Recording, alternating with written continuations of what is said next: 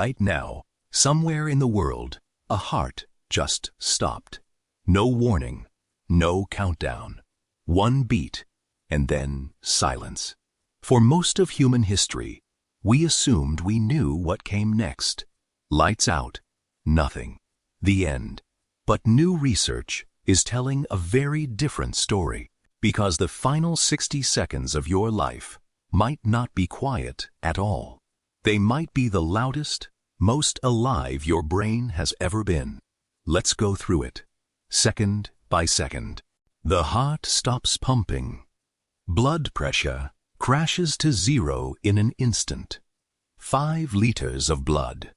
The same blood that was racing through your body a second ago just stops. No pump, no movement, no delivery. But here's the strange part. Your brain doesn't know yet. There's still oxygen trapped in your blood vessels. Still fuel in the tank. Your neurons keep firing. At least for a moment. Whatever you were thinking about dinner, a text message, tomorrow's plans, that thought is still running.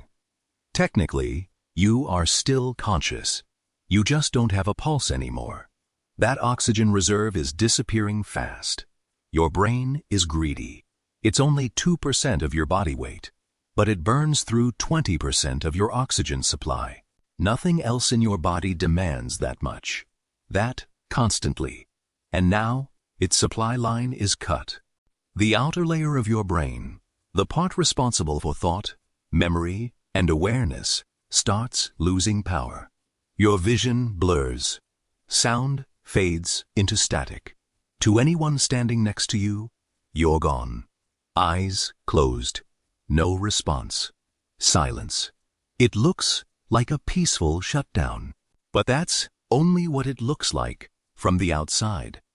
In 2023, a research team led by neuroscientist Jimmo Borjigin did something no one had done before.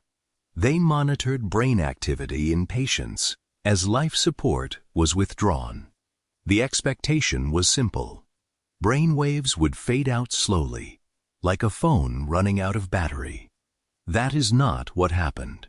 In some patients, right as oxygen disappeared, the brain didn't shut down. It surged, a powerful, organized burst of activity, the same type of brain wave linked to focus, memory, and vivid dreaming. The study was small. Only a few patients were involved, and this surge wasn't seen in all of them. Scientists are careful to say this doesn't prove some universal, guaranteed experience.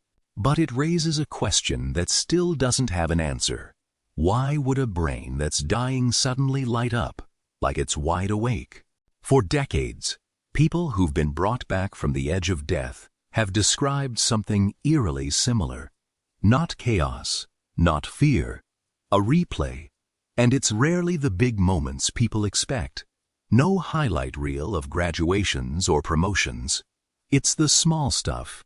A walk to school, a forgotten conversation, rain on a window on some ordinary afternoon nobody thought was worth remembering.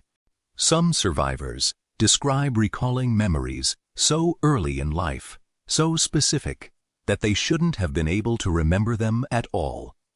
Details later confirmed by family members who were stunned they even knew.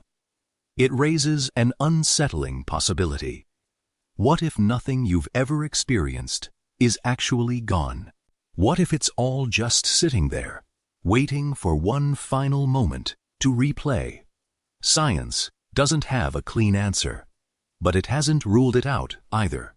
While the brain may be doing something extraordinary, the rest of the body is falling apart quietly. 37 trillion cells are realizing, all at once, that oxygen isn't coming. They switch to a backup system, one that doesn't need oxygen, but produces something else instead, acid. That acid starts breaking down the stability inside your cells. Your muscles go limp. No signals are coming from the brain to hold them tense. Your jaw drops. Your eyelids fall. Your pupils widen and freeze the muscles that would normally react to light have gone quiet. Your eyes are still there, but is anyone still behind them? For over 20 years, Dr. Sam Parnia, a resuscitation specialist in New York, has studied exactly that question across hundreds of cardiac arrest cases in dozens of hospitals. What he found is difficult to dismiss. Close to 4 in 10 survivors remembered something from the time their heart wasn't beating. 1 in 5 described clear, structured awareness, actual thoughts, actual memories, not just fragments. And a small number, about 3 in 100, described things they shouldn't have been able to know. Conversations, sounds, details from the room around them, while their heart wasn't beating. While their brain, by every external measurement, showed nothing. Many described the same feeling, that they weren't alone. A presence, someone familiar, something that felt less like a hallucination and more like being met. And almost none of them described fear. Almost all of them described peace. 1 minute in, damage is happening now. Real, measurable damage. But it isn't permanent yet. This is the window, the only one you get. Brain cells can typically survive without oxygen for around 4 to 6 minutes before that damage becomes irreversible. So right now, at the 60-second mark, you're suspended between 2 states.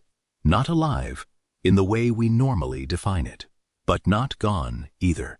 If someone starts CPR in this exact moment, if a defibrillator delivers a shock, there is still a way back. People come back from this every single day, in hospitals, all over the world. But if no one comes, if there's no CPR, no shock, no intervention, then this was it. This was the final 60 seconds of an entire human life. There's a medical answer to that question. The cells were waiting for oxygen. That much is true. But there's another answer. Harder to put into words, but supported by everything we just walked through.